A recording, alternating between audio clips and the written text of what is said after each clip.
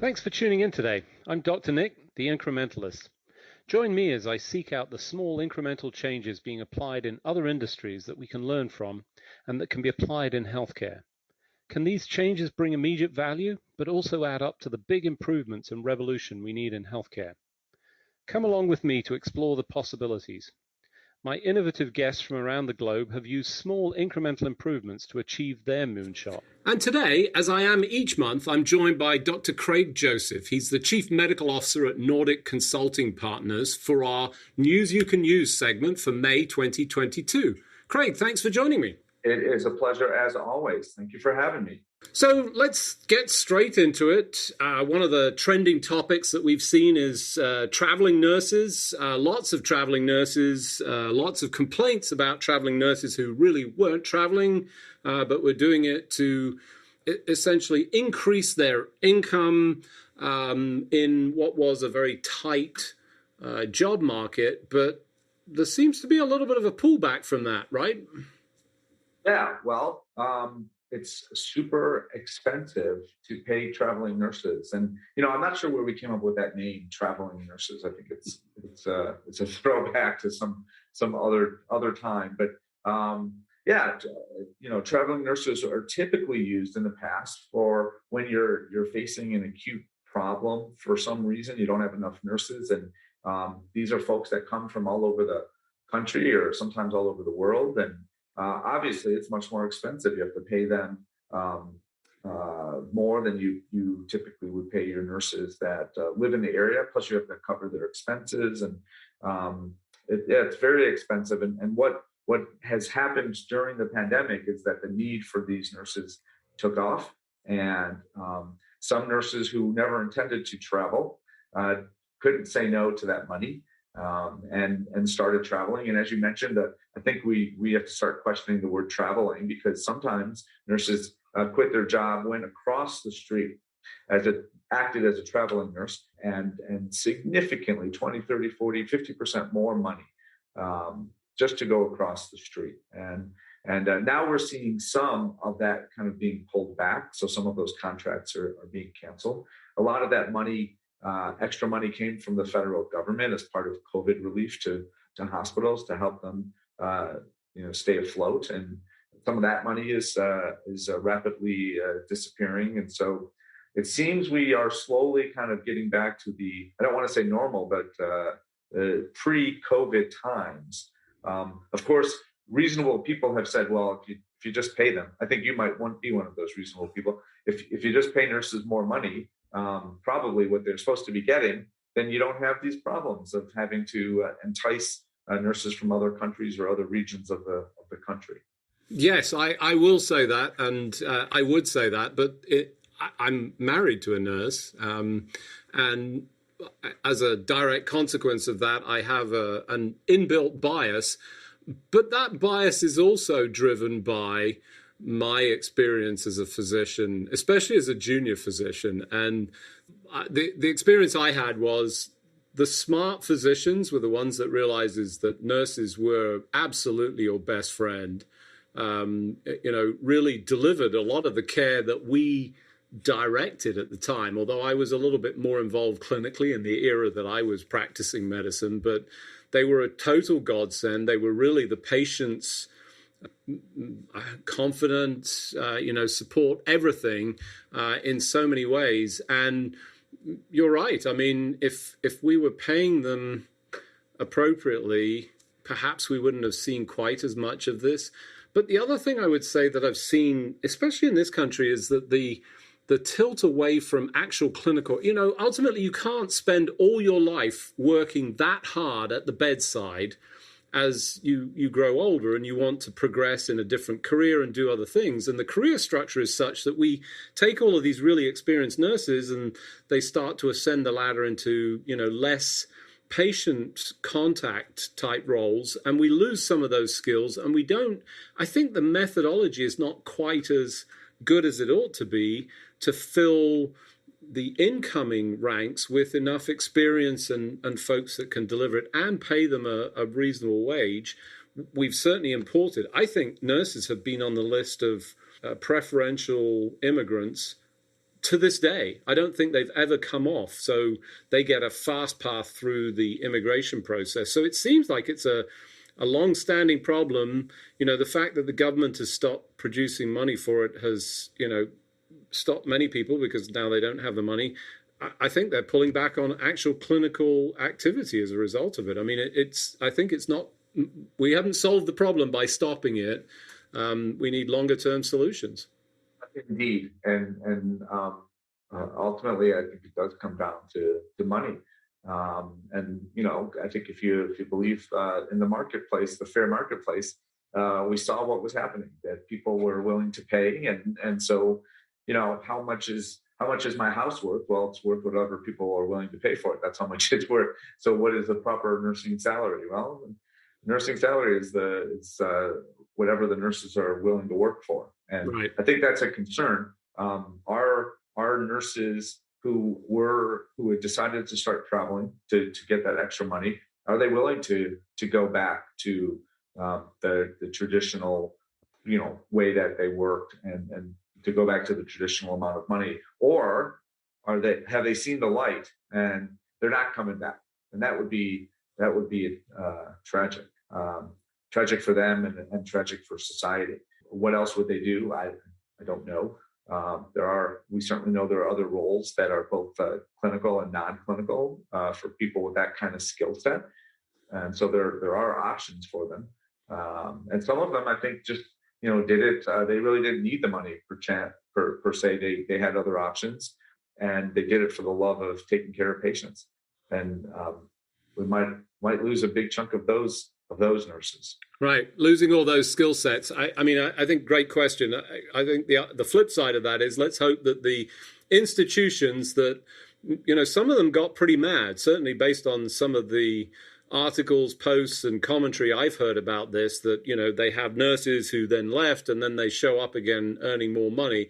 I hope they don't react and refuse those individuals opportunities back in the workforce, because I think that would just add additional fuel to this particular challenging circumstance. So I think we need to welcome and find better ways. I know many people are thinking about it, but this problem hasn't been solved.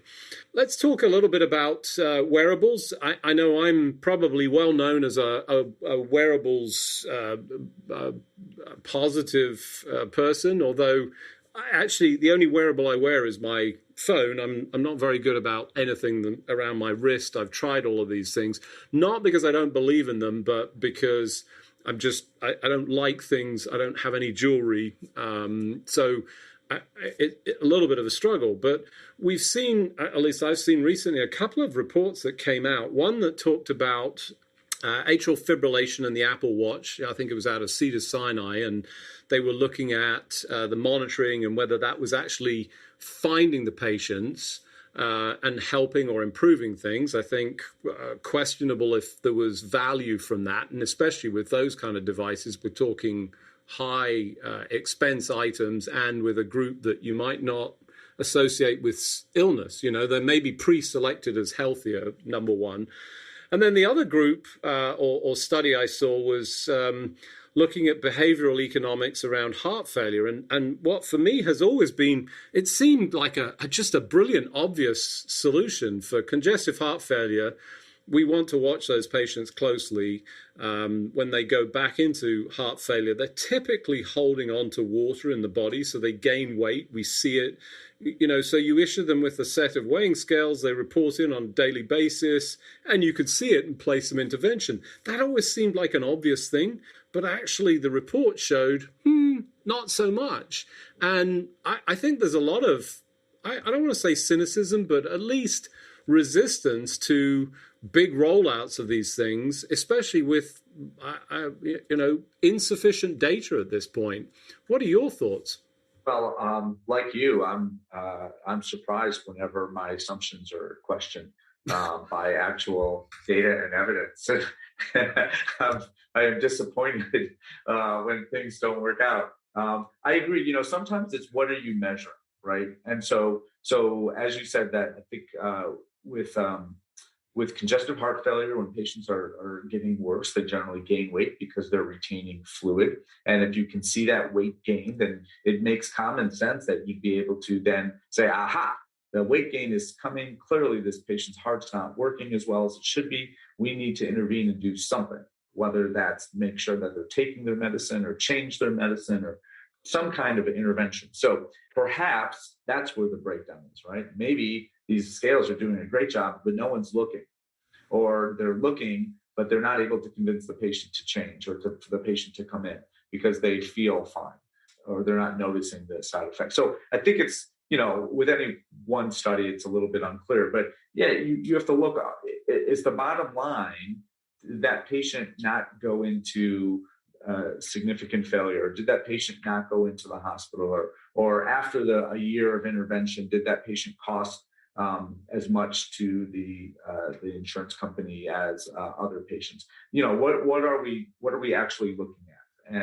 And those are some, I think, valid questions. But yeah, this is why we do science, right? This is why we sometimes things that seem obvious and not debatable are neither of those two things. And that's, I think a lot of people, that's part of the problem that we've had in communicating science during the pandemic, is that people make assumptions, and not only lay people, but so do physicians and scientists, and kind of communicating how the ugly process of science works. And it comes in fits and starts. And sometimes there's one study that shows some improvement and everyone jumps on that bandwagon because it makes sense.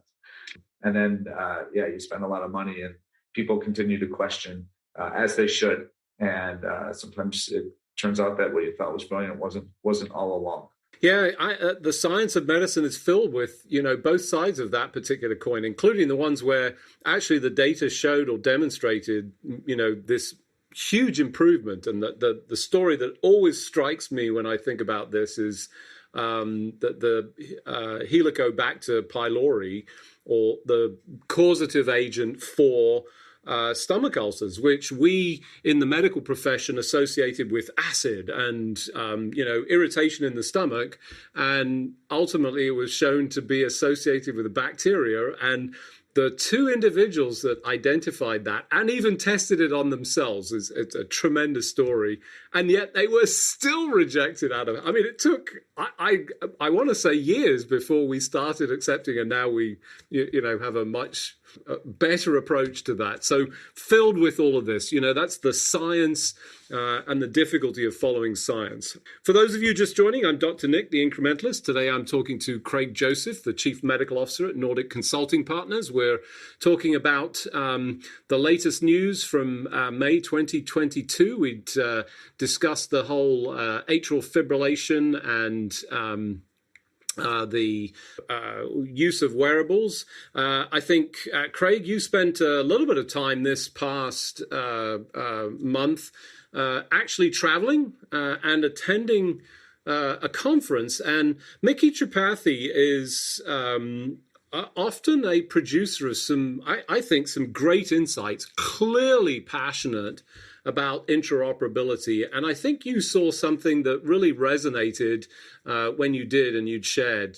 Tell us about that. Sure. Well, the conference was a bunch of nerdy doctors and scientists going to Houston to talk about healthcare and technology. And Micky Tripathi is the director or the coordinator for National Health IT in the United States. So it's a federal position, and he oversees a fairly significant number of folks who help us create the infrastructure so that we can exchange data and make sure that patients are being helped and not hurt by technology and information technology. And he was showing a slide that I thought really did a good job of kind of encapsulating where we are and where we want to be with regard to exchanging information. And typically people think about this as with their electronic health record. So you go to Dr. A in your town, and they're using an electronic health record. And then for some reason you're referred to, or you're traveling and you're going to a different doctor, and hey, can't they just see everything that the other doctor had put into the record, into the chart?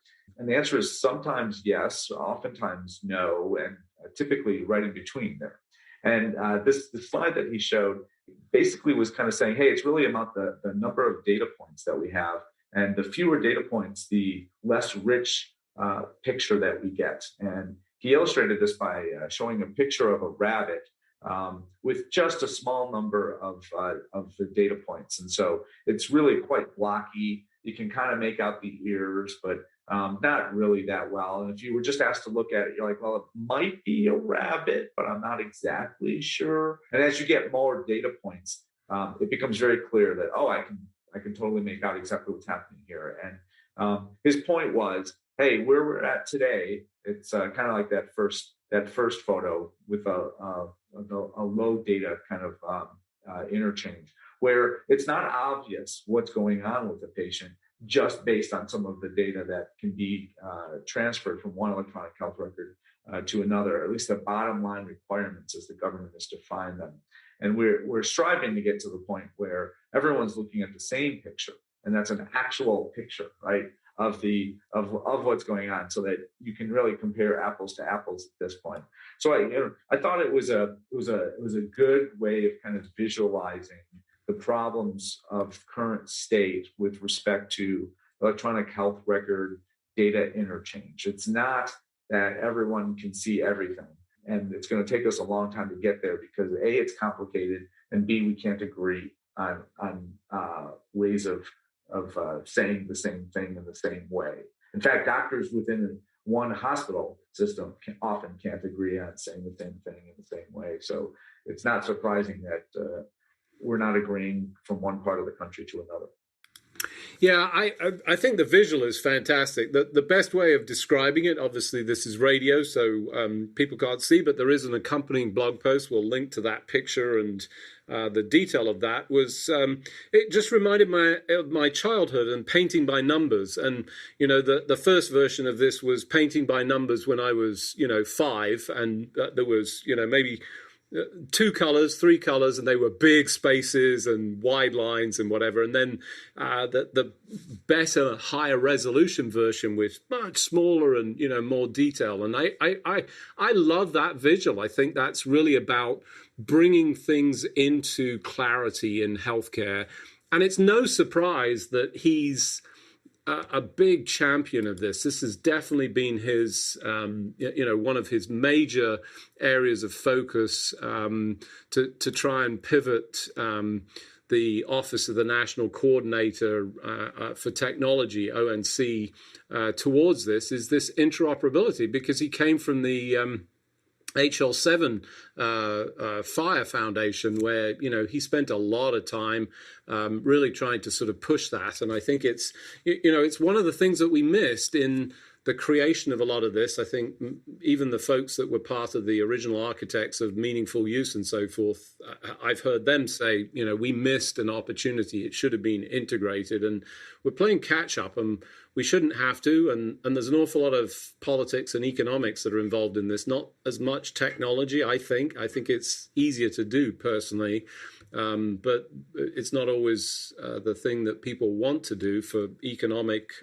or reasons of protecting their domain in many instances. So I think great visual. I'm glad to hear that, and I'm glad that we continue to sort of push that. The other thing that I know you sort of looked at and talked about was this whole concept of what we call low-value procedures, or procedures that are less desirable. And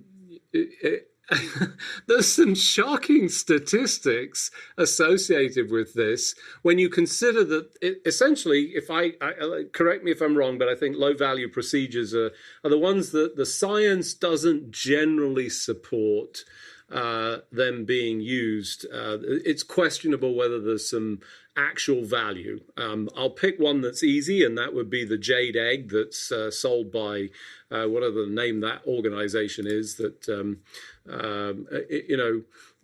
not just questionable, but almost dangerous. But these are actual clinical procedures, but we saw something that was a little bit counterintuitive, I think.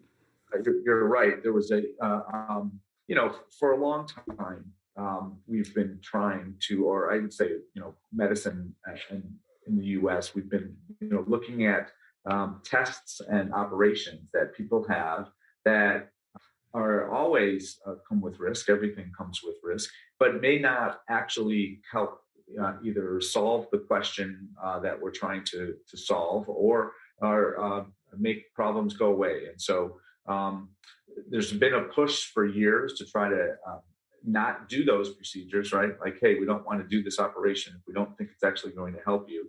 And there was a thought, which again seemed reasonable, that, well, maybe during the pandemic, we know that people were afraid to go to the hospital for good reason, or that hospitals stopped doing elective, in quotes, procedures because they needed to reserve the ORs for very sick patients, or some of the ORs and other spaces that have been converted to take care of COVID patients. And so one might reasonably expect that, wow, since a lot of these procedures were canceled, probably some of these low value or no value procedures also didn't happen. And you're referencing a report that came out earlier this month that showed that, nope, not indeed, people still got some of these procedures that they probably didn't need and didn't bring them a lot of benefit. And so it's kind of shocking. At the same time, maybe it shouldn't have been. But yeah, so, and maybe we can talk about what some of these are. One procedure that is commonly used is spinal fusion. And certainly that there's an indicated procedure. That's an operation that some people should have. But if the reason you're doing it is for back pain, it's quite questionable based on the research that actually will improve with it. It might be that you're at a coin flip. Some patients are going to get better, some patients will get worse, and some will remain the same. And if you don't know who those people are, then maybe this is not a procedure we should be doing so much. Yeah, I intuitively you would have expected that to have been a decreasing number, but as they discovered, that wasn't the case. I think there were some other procedures that are on there. Back pain is, I think, I want to say well known, but perhaps it's not. I mean, I think what's interesting to me is who's driving that. Is it the patient? Is it the physician? Probably a combination of both of those. But we saw continued numbers, which is troubling. And, again, that's part of the science and the conflicting. Because in many instances, they started out as, well, this makes it, let's try it.